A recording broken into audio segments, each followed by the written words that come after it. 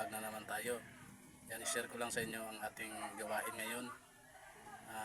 Meron tayong isang window type na system replaces at saka window type na keep cleaning. Linis lang tayo pero nandito kami sa Barangay Katadman, Bungabong Street, Katadman, Osami City.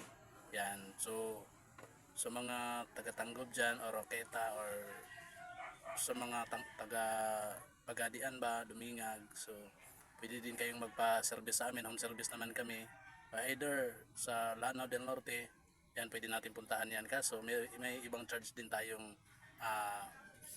dapat na susundin kasi medyo malayo na sa amin yan, pero home service tayo.